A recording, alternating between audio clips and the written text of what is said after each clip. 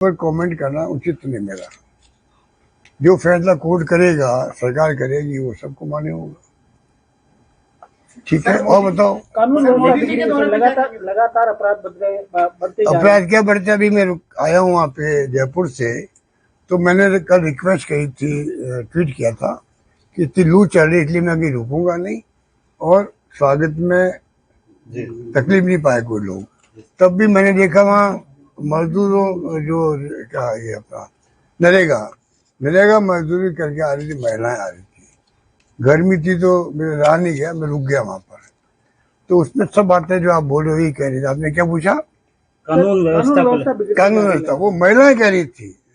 आप विश्वास करें, एक महिला बुजुर्ग थी, उसने कहा था ये क्या हो रहा है, महिलाओं के ऊपर अत्याचार हो रहा है। उनको ये भी मालूम था बच्चों पे भी रेप हो रहे हैं।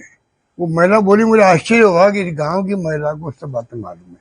बाकी उन्होंने जो कहा है मजदूरी कम मिलती है, टाइम पे नहीं मिलती है, और भी कई अव्यवस्था है, वो तो मैं अलग से अपने डालूंगा सोशल मीडिया पे। परंतु कहने का मतलब कि गांव तक ये खबरें हैं। पानी और बिजली आपसे तड़फ रहे लोग बाग, बीकानेर डिवीजन हो, चाहे वो आपका कोई संभाग हो राजस्थान का, सब जगह पानी और बिजली को लेकर तकलीफ है। पीने को पानी को लेकर गंगानगर, हनुमानगढ़, बीकानेर, चूरू बहुत भयंकर तकलीफ है। और भी जगह से खबरें आती रहती है। तो समस्या में घिरा हुआ प्रदेश है। दुर्भाग्य से जो है सरकार जो है इन बातों पर ध्यान नहीं दे रही है। देखिए, समस्या तो चाहे सरकार कांग्रेस की हो या बीजेपी की हो, समस्या रहती है। चाहे कानून व्यवस्था की बात करें, घटनाओं की बात करें, दुर्घटनाओं की बात करें, पानी की या बिजली की बात करें, समस्या रही है। पर लोगों को लगना चाहिए कि हमारे लिए सरकार प्रयास कर रही है कि हमें तकलीफ कम से कम हो। मैं ये महसूस करता हूँ कि सरकार प्रयास भी नहीं कर रही है। ये स्थिति है। वो लोग चिंतित उसको लेके कि अगर सरकार परवाह नहीं करेगी तो हम किन के पास जाएंगे, ये लोगों की शिकायत होने लग गई। मेन बात है। तो जितने इनके एमएलए हैं, एमपी हैं, उन सबकी ड्यूटी की भयंकर गर्मी का वक्त है। इस वक्त में पीने का पानी, बिजली के संकट समाप्त हो। नरेगा में बहुत भयंकर गर्मी है। इस गर्मी के अंदर आप अगर ज्यादा उनके काम लेंगे तो हाँ, उन्होंने भी कहा एक व्यक्ति मर चुका है और एक व्यक्ति अभी और तकलीफ में आ गया, बीमार हो गया है। ये भी उन्होंने बताया मेरे महिलाओं ने।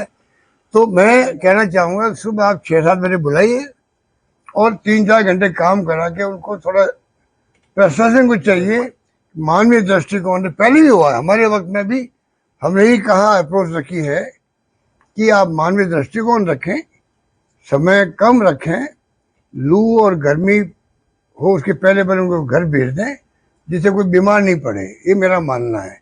तो नाप तोल में उनको मेजरमेंट को थोड़ा क्या कहना चाहिए, उसको तो रियायत दी जानी चाहिए। ये मतलब सरकार का भी दे होना चाहिए और प्रशासन का भी दे होना चाहिए, तब जाकर के उनको पूरी राहत मिलेगी और पूरा पैसा मिल पाएगा उनको, मेरा मानना है। सर देखिए, मुझसे ये बातें मत कर लो, क्योंकि देखिए जो हालात बने हैं, मैं इतना ही कह सकता हूँ कि जो घटनाएं हुई है देश के अंदर, ये लास्ट घटना हुई पहलगाम की, उसके बाद में राहुल गांधी जी के नेतृत्व में पूरा विपक्ष साथ खड़ा मिला आपको, सत्ता के साथ में, सरकार के साथ में खुल के विपक्ष ने साथ दिया और देश पूरा एकजुट हो गया। स्थिति बन गई कि मोदी जी के आने के बाद में पहली बार पूरा मुल्क जो है एक मुद्दे पर, सर्जिकल स्ट्राइक हो या पाकिस्तान को सबक सिखाया जाए, उसके लिए हम सब एकजुट हैं। तो पक्ष विपक्ष और पूरा मुल्क एकजुट हो गया। पूरी दुनिया ने उस एकजुटता को देखा है। हमें इतनी खुशी हो रही थी, मुझे भी खुशी हो रही थी कि आज लंबे अरसे बाद देख रहे हैं पूरा मुल्क जो है, पूरा पक्ष विपक्ष, आम जनता सरकार के साथ खड़ी है। जो फैसला करेंगे हमें मंजूर है। उसको माहौल को बनाए रखते मोदी जी और इनकी सरकार ज्यादा बेहतर होता। अचानक ही स्विच फायर कर दिया आपने, अचानक ही। मिस्टर ट्रम्प जो है, फिर ये भी कह दिया मैं कश्मीर का मुद्दा भी जो हजारों साल से अटका हुआ है, दुश्मनी दोनों के बीच में, हिंदुस्तान पाकिस्तान के बीच में, उसको मैं निपटा दूंगा। जबकि आजादी के बाद मुद्दा पैदा हुआ कश्मीर का, वो कहना हजारों साल चल रहा है। और ट्रेड को लेकर के, व्यापार को लेकर के भी मैंने दबाव दिया दोनों मुल्कों को।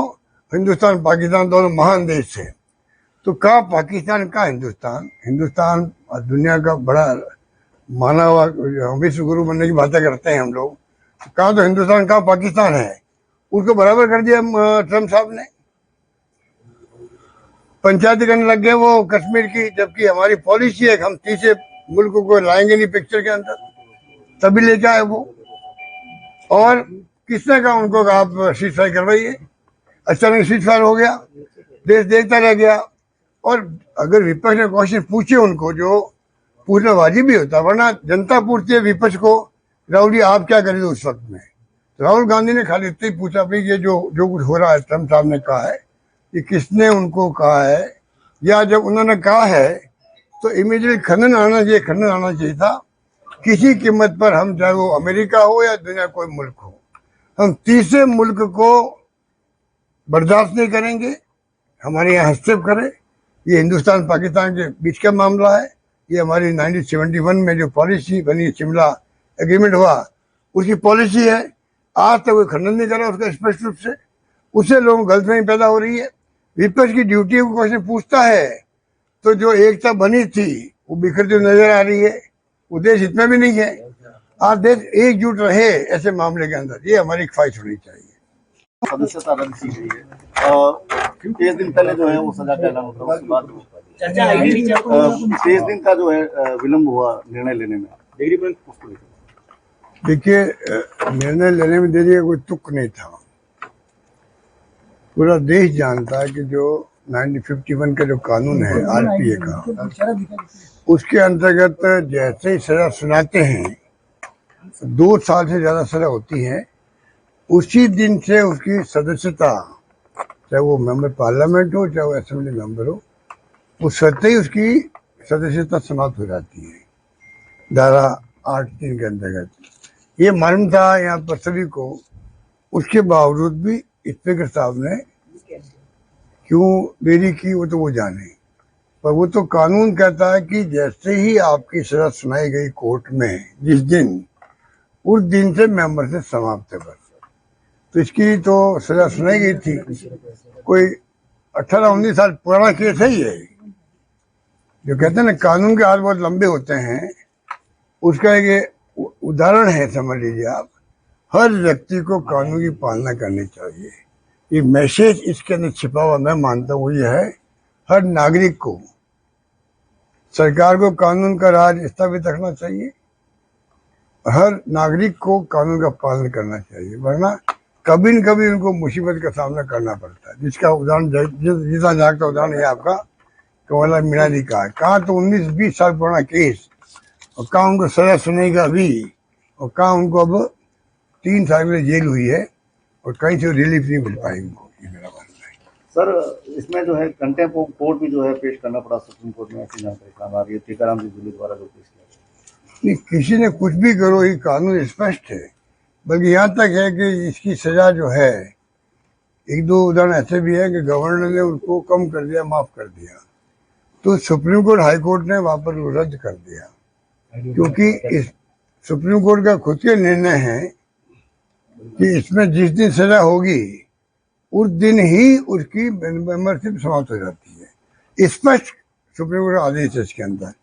तो इसलिए कोई भी कुछ भी कहे, कितने प्रयास करे, इसमें कुछ नहीं होने वाला था।